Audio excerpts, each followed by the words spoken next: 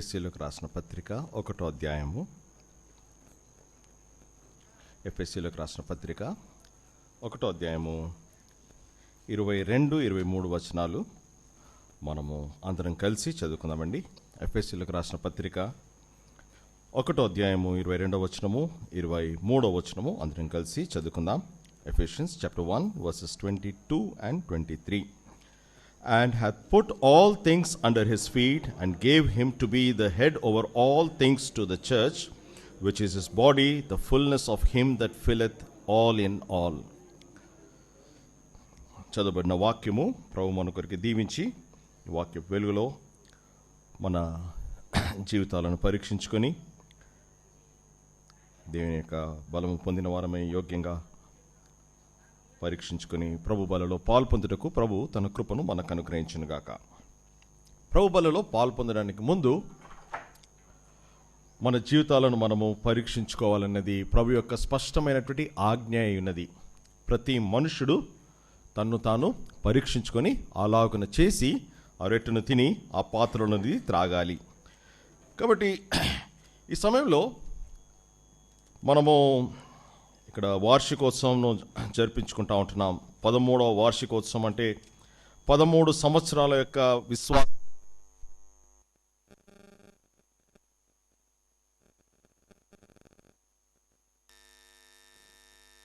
పొంది ఉంటున్నాం. అయితే ఈ సమయంలో మనము ప్రభు కోరిన మేరకు ఏ స్థాయి వరకు వచ్చి ఉంటున్నాం అన్నది పరీక్షించుకోవాలి. బలలో పాల్పొందక మునుపు మన జీవితాలను మనము పరీక్షించుకోవాలి, సంఘముగా మరియు వ్యక్తిగతంగా. సంఘంగా మనం ఎంత ఎదిగి ఉంటున్నాం? ప్రభువు ఆశించేది ఏంటంటే తాను స్వరక్తమించి సంపాదించినటువంటి సంఘము దానికి కలంకమైనను ముడతైనను మచ్చైనను డాగైనను ఏమీ లేకుండా నిర్దోషమైనదిగా, నిష్కలంకమైనదిగా, పరిశుద్ధమైనదిగా, మహిమతో నిండినదిగా ఉండాలన్నది ప్రభు యొక్క ఆశ. అటువంటి సంఘము కొరకే ప్రభు వస్తున్నాడు. అటువంటి సంఘము కొరకే ప్రభు వస్తున్నాడు. మన సంఘం అటువంటి సంఘముగా ఉన్నదా? మన విశ్వాస జీవితము అటువంటి జీవితముగా ఉన్నదా? ఆ విషయాన్ని మనం పరీక్షించుకున్న తర్వాత యోగ్యమైన విధానంలో బలలో పాల్పొందడానికి ప్రభు మనకు సహాయం చేయను కాక. మన సంఘం ఏ రీతిగా ఉంది దాన్ని మనం పరీక్షించుకోవాలంటే మన సంఘము పరిపూర్ణమైన సంఘముగా ఉందా, లోపము లేని సంఘముగా, ఎత్తబడేటటువంటి సంఘముగా, తర్వాత ప్రభు ఆశించినటువంటి స్థాయికి చేరినటువంటి సంఘముగా మన సంఘం ఉందా? దాన్ని మనం పరీక్షించుకోవడానికి దేవుని వాక్యం నుండి ఒక సంఘాన్ని మనం చూద్దాం. ఒక సంఘం ఉంది దేవుని వాక్యములో. అది మనంత పాత సంఘం కాదు, చాలా చిన్న సంఘము, క్రొత్త సంఘము. కానీ దాని గురించి ఎన్నో గొప్ప మాటలు దేవుని వాక్యంలో రాయబడి ఉంటున్నాయి. మనం మాట్లాడే సంఘము తెస్సలోనికా సంఘం. అపోస్తలుడైనటువంటి పౌలు ఈ సంఘమును స్థాపించాడు. దీని గురించి ఇది ఎట్లు స్థాపించబడ్డది అన్నది మనకు అపోస్తల కార్యములు 17వ అధ్యాయంలో మనకు దీని గురించి రాయబడిన చరిత్ర గురించి రాయబడింది 17వ అధ్యాయంలో. అయితే ప్రియమైన వారలారా, సంఘము స్థాపించబడింది. ఈ సంఘము ఏ రీతిగా ఉంది? ఈ సంఘం గురించి పౌలు ఏమంటున్నాడు? ఈ సంఘము పౌలు ఆశించినటువంటి ఏ స్థితికి చేరింది అన్నటువంటి విషయాన్ని మనము ధ్యానించి ఈ సంఘంతో పోల్చుకుంటే మనము ఏ స్థాయిలో ఉంటున్నాం దాన్ని కూడా మనం పరీక్షించుకొని ఎక్కడ మనము పడిపోయి ఉంటున్నాం, ఏ విషయాల్లో మనలో కొరతలు ఉంటున్నాయో వాటిని పరీక్షించుకొని సరి చేసుకొని చక్కపరచబడి క్షమాపణ పొంది ప్రభు బలలో పాల్పొందడానికి ప్రయత్నిద్దాం. తెస్సలోనికా సంఘం గురించి పౌలు ఆయన ఈ మాటలు రాస్తూ ఉంటున్నాడు. చూడండి, తెస్సలోనికాకు పౌలు రాసిన మొదటి పత్రిక 1వ అధ్యాయము 2వ వచనం. తెలుగులో అక్కడ కలిపి ఉంటాయి కొన్నిసార్లు, దయచేసి గమనించండి. నేను ఇంగ్లీష్లో చదువుతాను, మీరు తెలుగులో ఆ మాట చదవడానికి ప్రయత్నించండి. తెస్సలోనికా మొదటి పత్రిక 1వ అధ్యాయం 2వ వచనం. We give thanks to God always for you all. మేము ఎల్లప్పుడూ మిమ్మల్ని గూర్చి దేవునికి కృతజ్ఞతాస్తుతులు చెల్లించున్నాం. ప్రియమైన వారలారా, పౌలు ప్రార్థించినప్పుడల్లా అన్ని సంఘముల గురించి ప్రార్థిస్తూ ఉన్నాడు. కానీ తెస్సలోనిక సంఘం గురించి వచ్చేసరికి ఆయనకు దేవుని దగ్గర కృతజ్ఞతాస్తుతులు చెల్లించవలసినటువంటి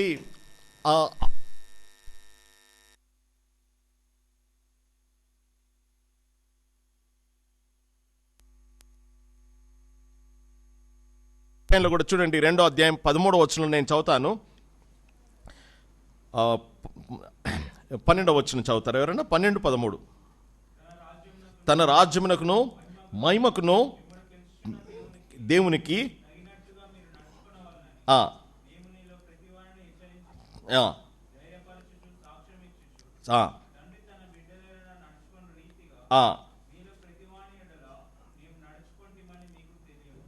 పదమూడవ వచనము, ఆ హేతు చేత, ఆ కారణాన్ని బట్టి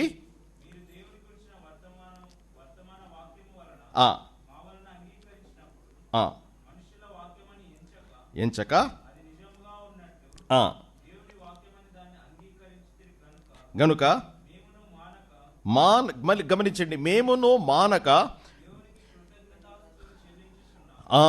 మిమ్మల్ని బట్టి దేవునికి కృతజ్ఞతాస్తుతులు చెల్లిస్తున్నాం. మొదటి అధ్యాయంలో మానక మిమ్మల్ని గురించి కృతజ్ఞతాస్తుతులు చెల్లిస్తున్నాం. 2వ అధ్యాయంలో 13వ వచనంలో మళ్ళీ మిమ్మల్ని గురించి దేవునికి కృతజ్ఞతాస్తుతులు చెల్లిస్తున్నాం. తర్వాత 3వ అధ్యాయము 9వ వచనంలో కూడా అక్కడ మిమ్మల్ని గురించి దేవునికి మేము కృతజ్ఞతాస్తుతులు చెల్లిస్తున్నామని పౌలు 3 సార్లు 3 అధ్యాయాల్లో, ప్రతి అధ్యాయంలో మిమ్మల్ని గురించి జ్ఞాపకం వచ్చినప్పుడల్లా నేను దేవునికి కృతజ్ఞతాస్తుతులు చెల్లిస్తున్నాను. ప్రియమైన వారలారా, మన విషయమై, మన సంఘం విషయమై దేవుడు సంతోషించువాడుగా ఉంటున్నాడా? మన సంఘము ఆరోగ్యకరమైన, మాదిరికరమైనటువంటి సంఘముగా ఉన్నదా? ప్రేమ, ఈ యొక్క తెస్సలోనిక సంఘము ఎలాగో ఏర్పడ్డదో మనము ఒక 2-3 మాటలు చూసుకుందాం. దయచేసి రండి, అపోస్తల కార్యములు 17వ అధ్యాయం. అపోస్తల కార్యములు 17వ అధ్యాయం. అపోస్తల కార్యములు 17వ అధ్యాయము 2వ వచనము చదువుతారా దయచేసి? పౌలు తన వాడుక చొప్పున వెళ్ళి క్రీస్తు శ్రమపడి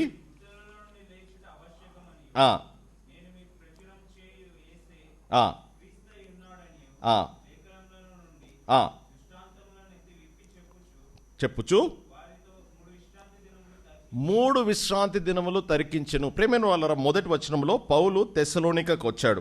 తెస్సలోనికకు వచ్చిన తర్వాత ఒక యూదుల సమాజ మందిరంలోనికి ప్రవేశించాడు. యూదుల సమాజ మందిరంలోనికి వెళ్ళి యేసుప్రభువే రక్షకుడు, యేసుప్రభువే దేవుడు, యేసుప్రభువే మెస్సయ, ఆయన్నే మనల్ని విమోచించువాడు, దేవుడు ఏర్పరిచిన వాడు ఆయన్నే అని ఎన్ని వారాలు ప్రకటించాడు? 3 సబ్బాతు దినములు. 3 సబ్బాతు దినములు అంటే 3 వారాలు. 3 వారాలు అంటే 21 రోజులు. ప్రియమైన వాళ్ళ 21 రోజుల్లో పౌలు వారికి సువార్త అందించాడు. అనేకులు రక్షణలోనికి వచ్చారు. ఇక్కడ మనం చూసినట్లయితే చాలామంది ప్రభువుని నమ్మినట్లుగా కింది వచనాల్లో మనం చూస్తే మనకు అర్థమవుతుంది. చాలామంది ప్రభువుని నమ్మారు. నమ్మిన తర్వాత ఒక చిన్న సంఘం ఏర్పడింది. సంఘం ఏర్పడిన తర్వాత ఏం జరిగింది అంటే మనం అక్కడికి 5వ వచనం నుండి 8వ వచనం వరకు మనం చదివితే అక్కడ ఆ సంఘంలో కొందరు, తెస్సలోనికలో కొందరు యూదులు మత్సరముతో, కక్షతో, తర్వాత ద్వేషంతో పౌలును తర్వాత పరిచర్యను జరపాలని అక్కడ అలజడి కలిగించారు. పౌలును చంపాలని చూచినప్పుడు దేవుని వాక్యం ఏమంటుందంటే, దేవుని వాక్యము ఆ సమయంలో తెస్సలోనికలో ఉన్నటువంటి వారు ఏం చేశారంటే పౌలును వెంటనే అక్కడి నుండి పంపించి వేశారు. రాత్రే అక్కడి నుండి పంపించి వేశారు. రాత్రే అక్కడి నుండి పారిపోవాల్సి వచ్చింది పౌలు. ప్రేమ వాళ్ళరా, పౌలు పారిపోయాడు అక్కడి నుండి. వాస్తవానికి అతనికి ప్రాణం మీద మొప్పు వచ్చినప్పుడు తెస్సలోనిక వాళ్ళు విశ్వాసులు ఏం చేశారు? పౌలును వెంటనే పంపించి వేశారు. పౌలుకు మళ్ళీ ఒక ఫేర్వెల్ మీటింగ్ ఏర్పాటు చేసి వాళ్ళను ఉద్దేశించి మాట్లాడి వాళ్ళని ధైర్యపరిచి ప్రోత్సహించి తర్వాత చివరి సూచనలు ఇచ్చి వెళ్ళిపోవడానికి అవకాశం దొరకలేదు. అకస్మాత్తుగా వెళ్ళిపోవాల్సి వచ్చింది. వారిని అకస్మాత్తుగా విడిచి వెళ్ళిపోవాల్సి వచ్చిన కారణాన్ని బట్టి వారిని ఉద్దేశించి ఈ పత్రిక రాస్తా ఉన్నాడు, మొదటి తెస్సలోనిక పత్రిక. ఈ యొక్క సంఘమును స్థాపించడానికి పౌలుకు ఎన్ని రోజులు పట్టింది? 21 రోజులు మాత్రమే. 3 వారాల్లోనే ఇక్కడ సంఘం ఏర్పడింది. ఈ సంఘము ఎటువంటి సంఘంగా మారిపోయిందంటే ప్రతిరోజు వారిని గూర్చి దేవుణ్ణి స్తుతించేటటువంటి రీతిగా వీరి యొక్క విశ్వాసం ఉంది, వీరి జీవితం ఉంది. ఈ సంఘం గురించి మనం చూసినట్లయితే 3 ప్రాముఖ్యమైనటువంటి విషయాలు మనం ధ్యానించడానికి ప్రయత్నిద్దాం. మొట్టమొదటిది, ఈ సంఘము ఏర్పరచబడిన సంఘము.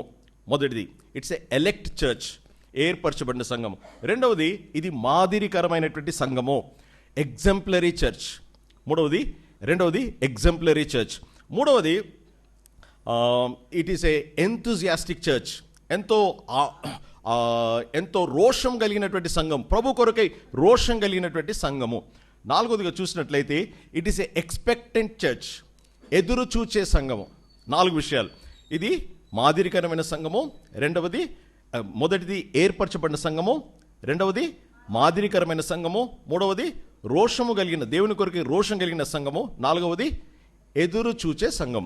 ప్రేమైన వారులారా, చూద్దాము ఈ 4 విషయాలు ఈ సంఘంలో ఎలాగుంటున్నాయో చూద్దాం రండి. దయచేసి మొదటి అధ్యాయం, తెస్సలోనిక మొదటి పత్రిక మొదటి అధ్యాయం. తెలుగులో కొంచెం కలిసి ఉంటున్నాయి కాబట్టి సమయాన్ని ఆదా చేయడానికి నేను ఇంగ్లీష్లో చదువుతాను, దాన్ని మళ్ళీ తెలుగులో చెప్పడానికి ప్రయత్నిస్తాను. 4వ వచనం చదువుతున్నాను. Knowing brother and beloved your election of God, దేవుని వలన ఏర్పరచబడిన సంగతి అనగా చాలా మళ్ళీ అంతా కలిసి ఉంటున్నాయి. దేవుని వలన ఏర్పరచబడిన సంగతి, దేవుని వలన ఏర్పరచబడిన ప్రియులారా, ఇక్కడ అంటున్నాడు ఇంగ్లీష్లో, brother and beloved your election of God. దేవుని వలన ఏర్పరచబడినటువంటి ప్రియమైనటువంటి వారులారా, దేవుని వలన మీరు ఏర్పరచబడ్డారు. ప్రేమ వారులారా, దేవుడు మనల్ని ఎప్పుడు ఏర్పరచుకున్నాడు? జగత్తు పునాది వేయబడక ముందే ఏర్పరచుకున్నాడు ఈ సంఘమును. అంతేకాదు, ఎప్పుడు ఏర్పరచుకున్నాడు దేవుడు మనల్ని? మనము తల్లి గర్భంలో రూపింపబడక ముందే ఆయన మనల్ని ఏర్పరచుకున్నాడు. ఇంకో విషయం మనం చూసినట్లయితే దేవుడు మనల్ని ఎప్పుడు ఏర్పరచుకున్నాడంటే, మనము అతిక్రమముల చేత పాపముల చేత చచ్చిన వారమై ఉండగా ఆయన మనల్ని ఏర్పరచుకున్నాడు. ప్రేమ వారులారా, పౌలుని అడిగితే పౌలు దేవుడిని ఏర్పరచుకున్నాడు. ఎప్పుడు ఏర్పరచుకున్నాడంటే, పౌలు అంటాడు, నేను పాపులలో ప్రధానుడై ఉండగా, ఘోర పాపాత్ముడై ఉండగా దేవుడు నన్ను ఏర్పరచుకున్నాడు. ప్రియమైన వారులారా, మనందరి విషయమే అది వాస్తవం. దేవుడు మనల్ని ఏర్పరచుకున్నాడు.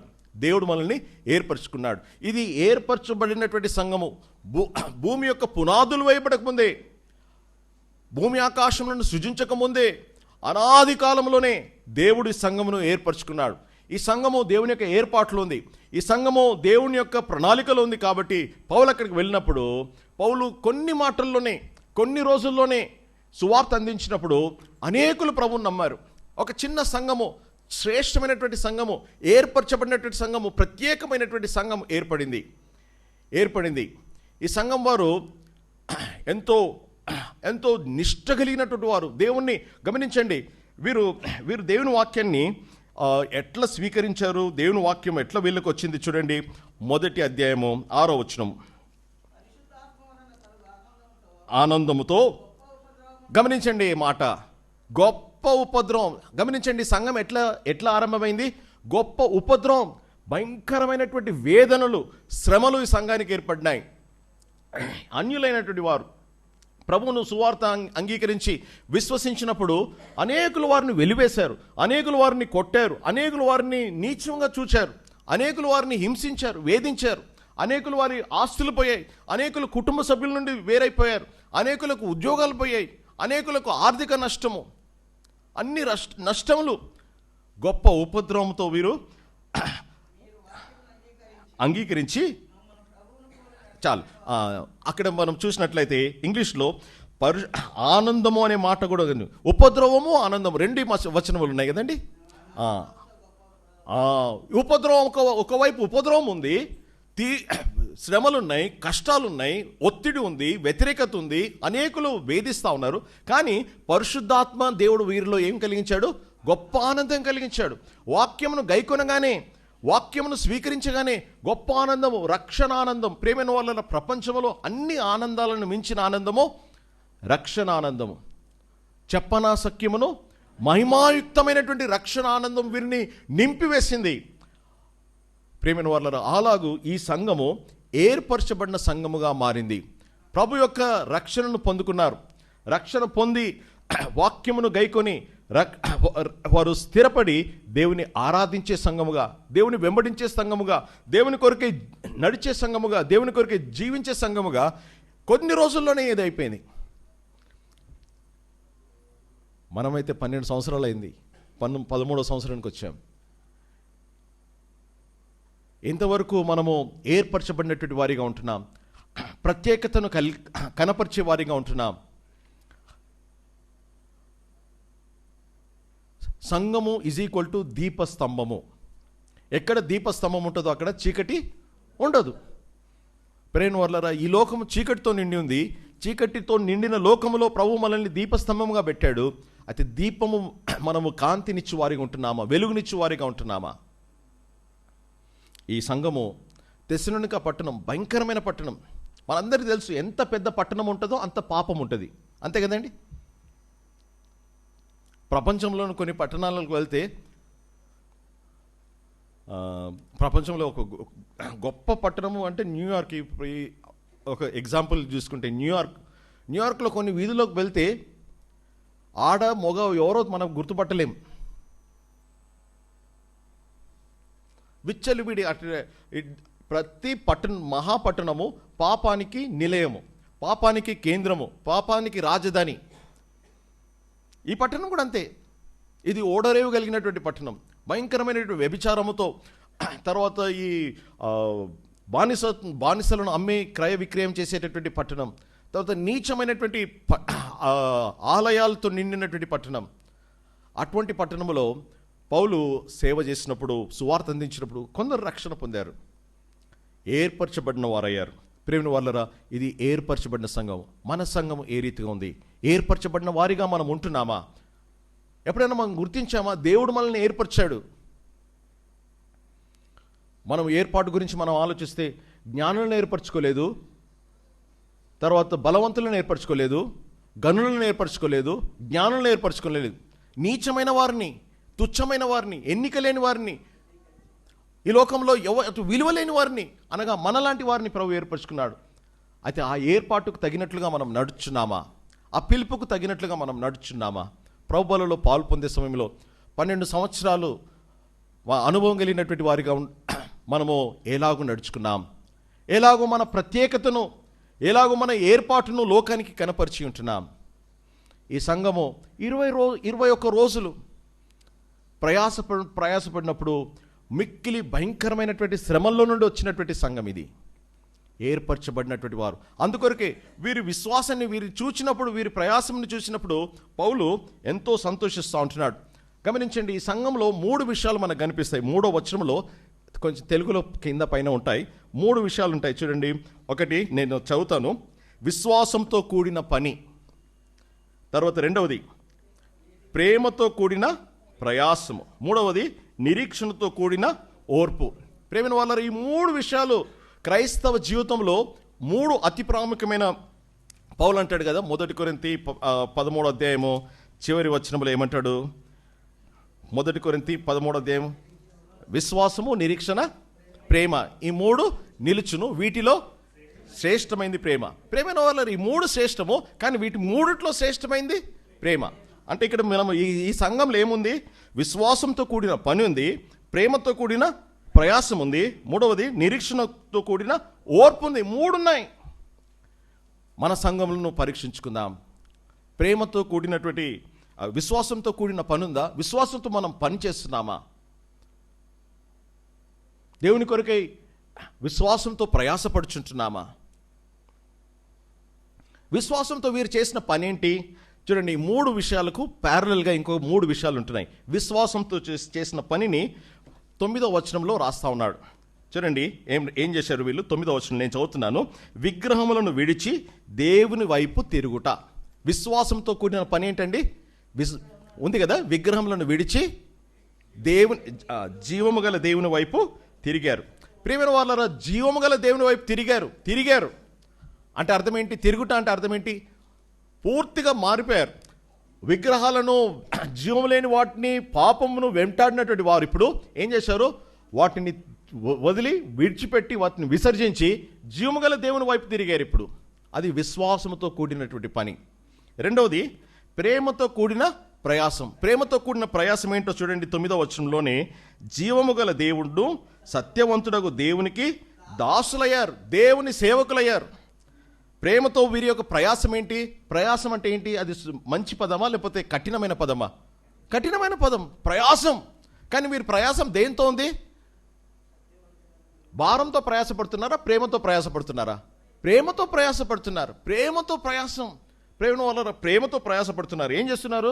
జీవము గల దేవుడు, సత్యవంతుడైనటువంటి దేవుని కొరకై వారు దాసులుగా ఉంటున్నారు. ఆయన ఏం చెప్తా చేయడానికి సిద్ధమే. జీవము గల దేవునికి దాసులై ఉంటున్నారు, పరిచారకులై ఉంటున్నారు, దేవుని కార్యాలందు ఆసక్తి గల వారై ఉంటున్నారు, దేవుని పనిని చేయడానికి మనసు కలిగిన వారై ఉంటున్నారు. మూడవది, నిరీక్షణతో కూడిన ఓర్పు. వీళ్ళకి శ్రమ ఉంది. శ్రమలో వీళ్ళకి ఏం కావాలి? ఓర్పు కావాలి. అదే సమయంలో ఈ శ్రమల్లో వారికి ఏముంది? నిరీక్షణతో కూడినటువంటి ఓర్పు ఏంటంటే చూడండి, అక్కడే కింది వచనంలో ఉంటుంది, యేసుక్రీస్తు పరలోకము నుండి వచ్చునని ఎదురు చూచుచు. ప్రియమైన వాళ్ళరా, వీరికి ఒకటే నిరీక్షణ. మాకు ఈ శ్రమలున్నాయి, ఇబ్బందులున్నాయి, కొలిమి లాంటి పరిస్థితులున్నాయి, ఎక్కడ చూస్తే అక్కడ మాకు వ్యతిరేకత, ఎక్కడ చూస్తే మాకు అక్కడ హింసలే. కానీ ఒకటి ఉంది, మా ప్రభు మా కొరకై వస్తాడు, ఆయన మమ్మల్ని తీసుకుని వెళ్తాడు. మా శ్రమలన్నీ ఒకరోజు అంతమైపోతాయి. ఈ శ్రమలు తాత్కాలికమైనవే, ఈ శ్రమలు కొద్దివే, ఈ శ్రమలు అల్పకాలమైనటువంటి శ్రమలే. కానీ మాకు కలిగే మహిమ భారము ఎంతో గొప్పది అన్నటువంటి రీతిగా ఉంది. వీరి ప్రేమ, విశ్వాసము, నిరీక్షణలో వీరు ఏం చేస్తున్నారు? ఈ కార్యాలు చేస్తూ ఉంటున్నారు. ప్రేమ వల్ల మన జీవితం ఏ రీతిగా ఉంది? గత 12 సంవత్సరాల్లో ఎంతగా ప్రభు కొరకే మనం కనిపెట్టినాం, ఎంతగా ప్రభు కొరకే ప్రయాసపడి ఉంటున్నాం, ఎంతగా దేవుని వైపు మరలినామో, దేవుని వైపు ఇతరులను మరల్చినాం. మనం పరీక్షించుకోవాలి. దీనిని బట్టి వీరు ఏ సంఘమై ఉంటున్నారు? ఏర్పరచబడిన సంఘమై ఉంటున్నారు. మొదటిది. ఇప్పుడు రెండో విషయము మాదిరికరమైనటువంటి సంఘం. ప్రేమ వాళ్ళరా, వీరు ఎట్లు మాదిరికరమైన అయి ఉంటున్నారో చూడండి. 7వ వచనం, కాబట్టి మాసిదోనియాలోను అకయలోను విశ్వాసులందరికీ మాదిరి. ఎన్ని రోజులు వీళ్ళ ట్రైనింగ్ ఎన్ని రోజులు? 21 రోజులు ట్రైనింగ్. కానీ ఎవరికి మాదిరి ఎవరికి? స్వల్పమైనటువంటి వాళ్ళకి కాదు.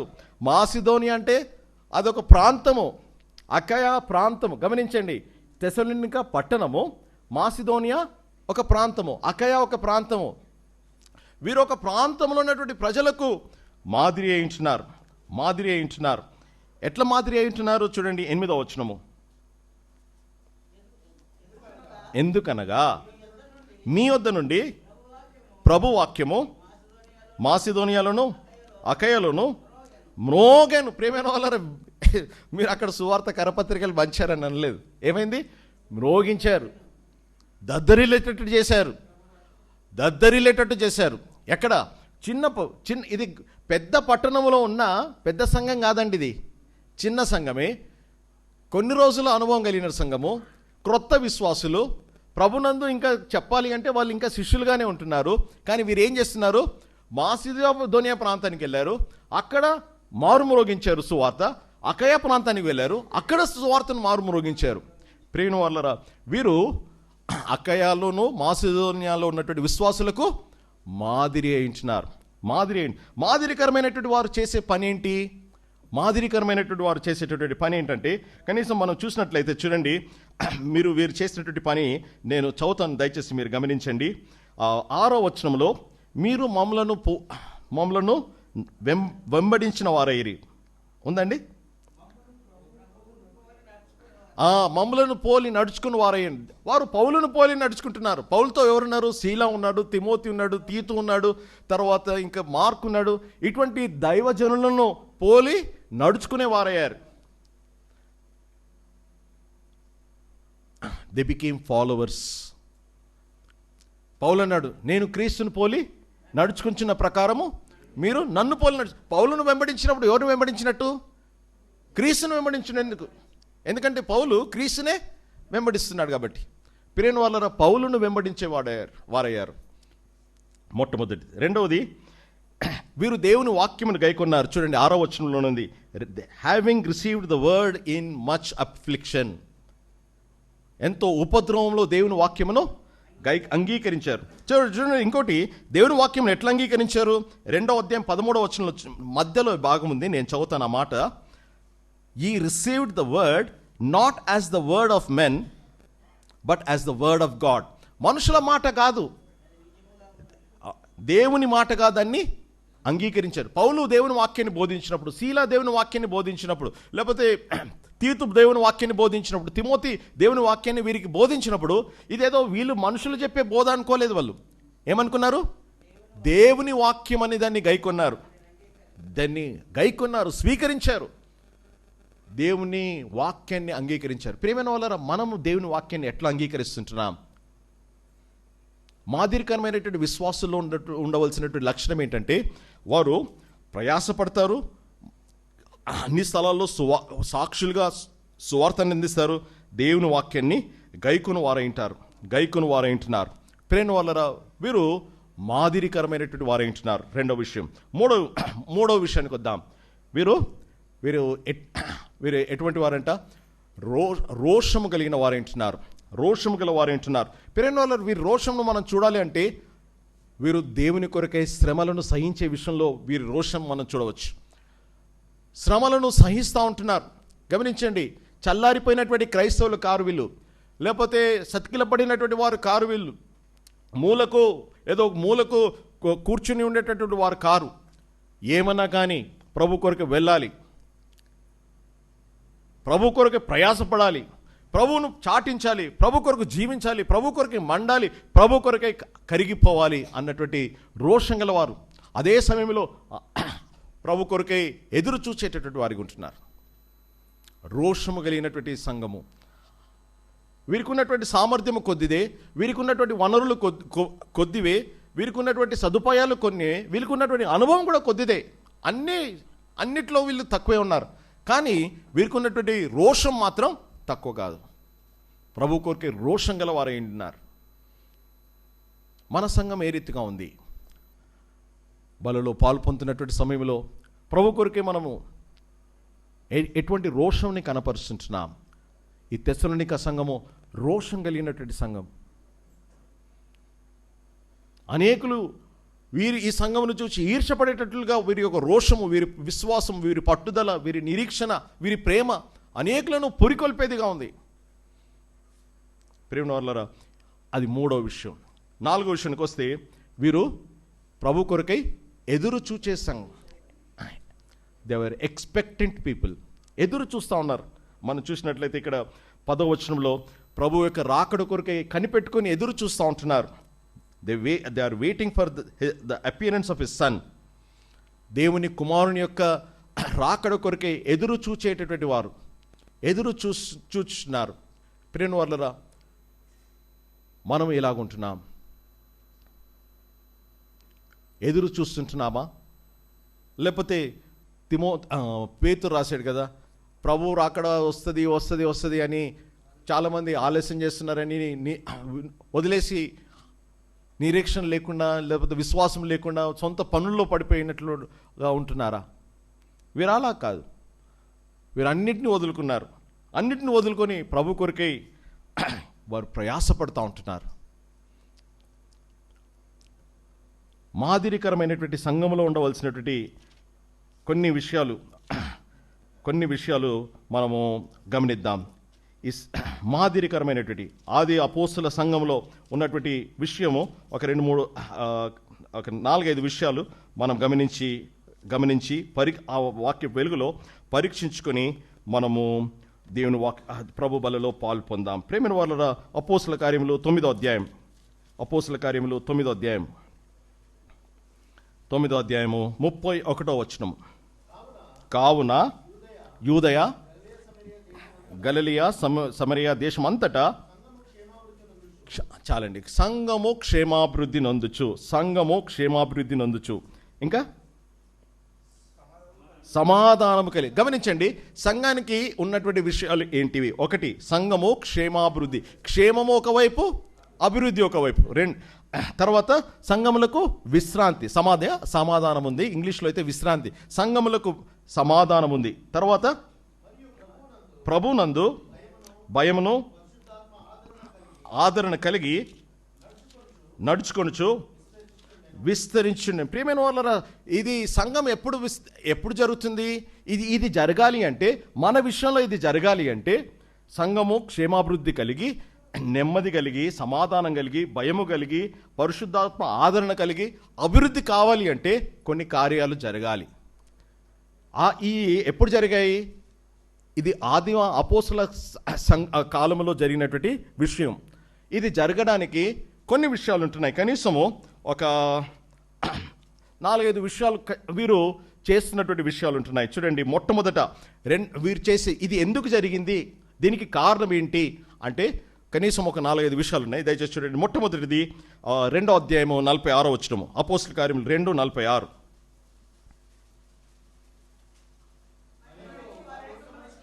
వారు ఏక మనస్కులై ప్రతి దినము దేవాలయంలో కూడుకొనుచు వెర్చుచు స్తుతించుచు. ప్రియమైన వాళ్ళ, వీరు ఇక్కడ మీరు గమనించవలసినటువంటి వారు ప్రతి దినము అనే మాటను గమనించండి. ఉందా మాట? అనుదినం ఉందా? ప్రతిదినమా? ప్రతిదినము. ప్రియమైన వాళ్ళ, ప్రతి దినము వారు దేవాలయంలో కూడుకుంటూ ప్రార్థిస్తూ ఉన్నారు. అనేక దైవ సంబంధమైనటువంటి కార్యాలు చేస్తూ ఉన్నారు. ప్రతి దినము కూడుకొని ప్రార్థించేటటువంటి సంఘం. గమనించండి ఈ మాట, ప్రతి దినము. మొదటిది. రెండోది చూడండి, రెండవ మాట 17వ అధ్యాయము, అపోస్తుల కార్యం 17వ అధ్యాయం 11వ వచనం. 17వ అధ్యాయము 11వ వచనము. వీరు గనుక ఆసక్తితో వాక్యమును అంగీకరించి సంగతులు అలాగూ ఉన్నవో లేవో ప్రతి దినము లేఖనములను పరిశోధించుచుండిరి. గమనించండి, మొదటి విషయం వాళ్ళు ఏం చేశారు? అనుదినము దేవాలయంలో కూడుకుంటూ రొట్టె విరుస్తూ ప్రార్థన చేస్తూ దేవుని కార్యాల్లో నిమగ్నమై ఉంటున్నారు. అది మొదటి కార్యం. రెండవది, అనుదినము లేఖనములను ప్రతిదినము లేఖనాలను పరిశోధిస్తున్నారు, ప్రతిదినము. మూడవదిగా చూసినట్లయితే చూడండి, 5వ అధ్యాయం 42వ వచనం, 5:42. ప్రతిదినము దేవాలయములో ఇంటను దేవుని వాక్యాన్ని బోధిస్తున్నారు. అనుదినము, ప్రతి దినము వాక్యాన్ని బోధించుట, దేవుని వాక్యాన్ని పరిశోధించడం మాత్రమే కాదు, ఆదిమ అపోస్తుల సంఘము చేసినటువంటి కార్యము అనుదినము వర్ధిల్లడానికి, విస్తరించడానికి, క్షేమాభివృద్ధి పొందడానికి కారణం ఏంటి? వీరు చేసే కార్యాలు అనుదినం జరుగుతున్నాయి. ఏదో ప్రత్యేక కూడికల సమయంలో కాదు, లేకపోతే ఏదో ప్రత్యేకమైనటువంటి సమయాల్లో కాదు, లేకపోతే క్రిస్మస్, న్యూ ఇయర్ అప్పుడు కాదు, లేకపోతే ఇంకేదో సమయంలో కాదు, కానీ అనుదినము, ప్రతిదినము ఇంటిట కూడుకుంటున్నారు. ప్రతిదినము వాక్యమును బోధిస్తూ ఉన్నారు, వాక్యమును పరిశోధిస్తున్నారు, దేవుని వాక్యాన్ని పరిశోధిస్తున్నారు. చూడండి ప్రియమైన వాళ్ళారా, ఈలాగు చేసినటువంటి కారణాన్ని బట్టి ఏం జరిగింది చూడండి. 2వ అధ్యాయము 47వ వచనము. ఆనందముతోనూ నిష్కపటమైన మనసు పుచ్చుకొంచు మరియు ప్రభువు రక్షణ పొందుచున్న వారిని అనుదినము సంఘములో చేర్చుచుండెను. ప్రతి దినము సంఘములో చేర్చుచున్నారు. ప్రేమ వల్ల ఒక ప్రశ్న, ఈ 2024లో ఎంతమంది, ఎన్ని ఆత్మలు సంఘములో చేర్చబడ్డాయి? ఇది ఒక ప్రశ్న. ఇక్కడ ఏం జరుగుతుంది? అనుదినము, ప్రతిదినము రక్షణ పొందిన వారిని దేవుడు చేర్చుతా ఉన్నాడు. ప్రతిదినము అంటే అర్థం ఏంటంటే, ప్రతి దినము సంఘములో చేర్చబడాలి అంటే ప్రతి ఒక్కరూ దేవుని ఆత్మలను సంపాదించే వారిగా ఉండాలి. దేవుని ఆత్మలను సంపాదించుట దేవుని సేవకుల పని కాదు. ఇది ఎవరి పని? ఇది కాపరి పని కాదు, ఇది విశ్వాసుల పని. విశ్వాసుల పని. చాలాసార్లు సంఘాలు అభివృద్ధి చెందిన కొలది, సంఘంలో ఆర్థిక అభివృద్ధి కలిగిన కొలది, సౌకర్యాల విస్తరణ కొలది, అన్ని మేలు కలిగడం బట్టి ఏం చేసామంటే మనము మనుషులను నియమించాం. ఇదిగో మీకు జీతం ఇస్తాం, మీరు పని చేయండి, సువార్త ప్రకటించండి. ప్రేమ వాళ్ళరా, ప్రభు అలా చెప్పలేదు. అనుదినము ప్రతి ఒక్కరికి బాధ్యత. అనుదినము ఆత్మలను ప్రభు సంఘములో చేరుస్తూ ఉన్నాడు. అందుకొరకే విస్తరణ. అందుకొరకే ఇంగ్లీష్లో ఆ వర్డ్ ఏముందంటే మల్టిప్లైడ్. యాడెడ్ కాదు, మల్టిప్లైడ్. ఇక్కడ యాడెడ్ ఉంది, ద లార్డ్ యాడెడ్ అని ఉంది, అక్కడ మల్టిప్లైడ్ ఉంది. మనకు తెలుసు మల్టిప్లికేషన్కి అడిషన్కి ఎంత తేడా ఉందో. మల్టిప్లికేషన్లో పోతూనే ఉంటుంది, అడిషన్లో కొంచెం కొంచెమే జోడించబడుతుంది. ప్రేమిన వాళ్ళరా, ప్రభు అనేకులను సంఘములో చేరుస్తూ ఉన్నాడు. చూడండి ఇంకో మాట, 16వ అధ్యాయము అపోస్తుల కార్యములు 16వ అధ్యాయం, ఇంకో మాట 16వ అధ్యాయం 5వ వచనం. ఈ సంఘము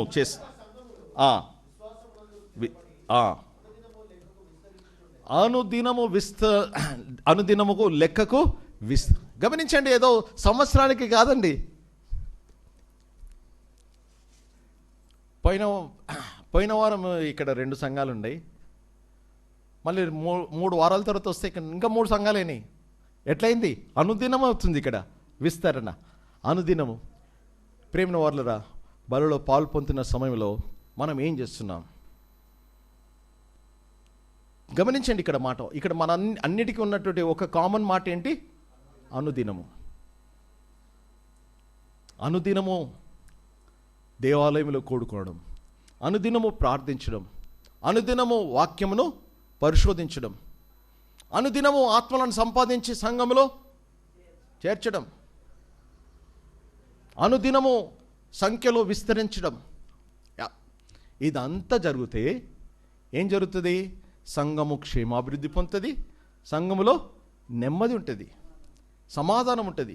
లోకానికి భయము, అక్కడ ఉంది మాట, లోకమునకు భయము, విశ్వాసులకు దేవుని బిడ్డలకు ఆదరణ. ప్రియమైన వారులరా, ఆ మాట మళ్ళీ చదువుకుందాం. అపోస్తుల కార్యములు 9వ అధ్యాయం, అందరం కలిసి చదువుకుందాం. అపోస్తుల కార్యములు 9వ అధ్యాయము 31వ వచనం, అందరం కలిసి చదువుకుందాం.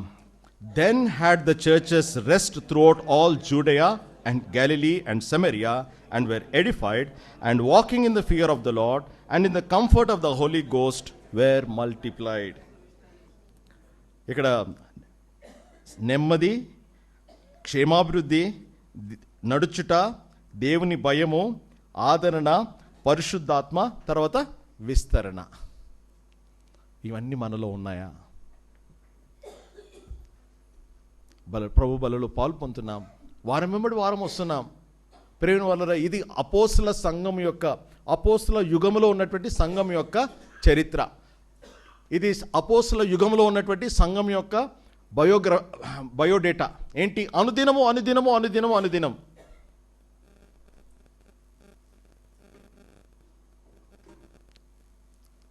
కాబట్టి ప్రభు బలలో పాల్పొందుతున్న సమయంలో మనల్ని మనం పరీక్షించుకుందాం. తెస్సలోనిక సంఘంలాగా మాదిరికరమైన సంఘంగా మనం ఉంటున్నామా? ఏర్పరచబడిన సంఘంగా ఉంటున్నామా? ఆసక్తి కలిగినటువంటి సంఘంగా ఉంటున్నామా? ప్రభు కొరకే ఎదురు చూచే సంఘంగా ఉంటున్నామా? అపోస్తుల యుగంలో ఉన్నటువంటి సంఘం వలె క్షమాభివృద్ధి కలిగినటువంటి సంఘంగా మన సంఘం అభివృద్ధి చెందుతుందా? ఎన్ని ఆత్మలు గత సంవత్సరంలో జోడించబడ్డాయి? ఎన్ని ఆత్మలు బలపరచబడ్డాయి? ఎంతమంది వెనుకంజ వేసినటువంటి వాళ్ళు మళ్ళీ సమకూర్చబడ్డారు, చేర్చబడ్డారు, బలపరచబడ్డారు? ఇది ఎవరి బాధ్యత? నా బాధ్యత, నీ బాధ్యత, మన బాధ్యత. ఇక్కడ వేరే వాళ్ళని మనం వేరే వారికి చోటు లేదు. ఇది ఎవరో పలానా వాళ్ళు చేస్తారు కదా అని చెప్పడానికి లేదు. ప్రేమ వాళ్ళరా, నీ బాధ్యత, నా బాధ్యత. కాబట్టి ప్రభు బలిలో పాల్పొందుతున్న సమయంలో కొరింథీయులకు రాసిన మొదటి పత్రిక 11వ అధ్యాయము 28వ వచనములో ఆ మాట 28వ వచనంలో, ప్రతి మనుష్యుడు తను తాను పరీక్షించుకొని అలాగున చేసి ఆ రెట్టును తిని ఆ పాత్రలో త్రాగాలి. పరీక్షించుకుందాం. ఒక్క నిమిషం మౌనంగా మోకాళ్ళ మీదకి వద్దాం. పరీక్షించుకుందాం. మన విశ్వాస జీవితం ఏ రీతిగా ఉంది? మనం తెస్సలోనికలాగా లేము. మనం ఉపద్రవంలో సువార్త నమ్మలేదు. సుఖంలో మనం సువార్త నమ్మాం. ఫ్యాన్ కింద కూర్చొని సువార్త విన్నాం. అన్ని సౌకర్యాలు మనకున్నాయి. ఎటువంటి శ్రమలు లేవు, ఎటువంటి ఇబ్బందులు లేవు, అన్నీ మనకు మేలుకరంగా ఉన్నాయి. అటువంటి పరిస్థితుల్లో కానీ మనం ఎట్లుంటున్నాం? ఏర్పరచబడిన వారిగా ఉంటున్నామా? మన ప్రత్యేకతను చాటించే వారిగా ఉంటున్నామా? లోకంలో కలిసిపోయిన వారిగా ఉంటున్నామా? మాదిరికరంగా ఉన్నామా? ప్రభు కొరకే ప్రయాసపడే వారిగా ఉంటున్నామా? అనుదినము మన కార్యాలేంటి? అనుదిన కార్యాలేంటి? మన అనుదినం, నా అనుదినం కార్యం ఏంటంటే పొద్దుగా లేవగానే న్యూస్ పేపర్ చదవాలండి, లేవగానే నాకు కాఫీ తాగాలి, లేవగానే వెళ్ళి సిద్ధపడి డ్యూటీకి వెళ్ళిపోవాలి. ఈయన మన అనుదిన కార్యాలు? లేకపోతే అపోస్తుల యుగంలో విశ్వాసులు చేసినట్లుగా మనం చేయించున్నామా? మన జీవితాన్ని పరీక్షించుకుందాం. పరీక్షించుకొని ఏదైనా ప్రభు మనకు ఎత్తి చూపిస్తూ ఉంటే, సువార్త విషయంలో నిర్లక్ష్యంగా ఉంటే, ప్రార్థన విషయంలో నిర్లక్ష్యంగా ఉంటే, వాక్యమును పరిశోధించే విషయంలో నిర్లక్ష్యంగా ఉంటే, సంఘముగా మనము దేవాలయంలో కూడుకోరుని విషయంలో అపనమ్మకంగా ఉంటే, ప్రభు దగ్గర క్షమాపణ పొంది సరిచేయబడిన వారమై ప్రభు సన్నిధికి వద్దాం. ఒక వాక్యం జ్ఞాపకం వస్తూ ఉంది. 86వ కీర్తన 5వ వచనం. నేను 5వ వచనంలో ఏం రాయబడిందంటే, ఒక్కరు చదవండి. 86:5. ప్రభువా దయాళుడవు, చాలండి, క్షమించుటకు సిద్ధమైన మనసు ఉంది ప్రభువుకు. అయితే ఒప్పుకోవడానికి సిద్ధమైన మనసు మనకుందా? అతిక్రమం దాచిపెట్టువాడు వర్ధిల్లడు, ఒప్పుకొని విడిచిపెట్టువాడు కనికరం పొందుతాడు. అయితే ఒప్పుకొని విడిచిపెట్టడానికి సిద్ధమైన మనసు మనకుందా? ఆయనకు మాత్రం క్షమించుటకు సిద్ధమైన మనసు ఉంది. ఇప్పుడే క్షమించేస్తాను. ఆయన సిద్ధమైన మనసు. మనకు సిద్ధమైన మనసు ఉందా? మోకాల మీదకి వద్దాం. మన జీవితాన్ని ప్రభు వాక్య వెలుగులో పరీక్షించుకొని ప్రభు బలిలో యోగ్యంగా పాల్పొందాం. అలాగున ఈ బెత్లెహేం సంఘము తెస్సలోనిక సంఘం వలె మాదిరికరమైన సంఘముగా, రోషం కలిగిన సంఘముగా, పట్టుదల కలిగిన సంఘముగా,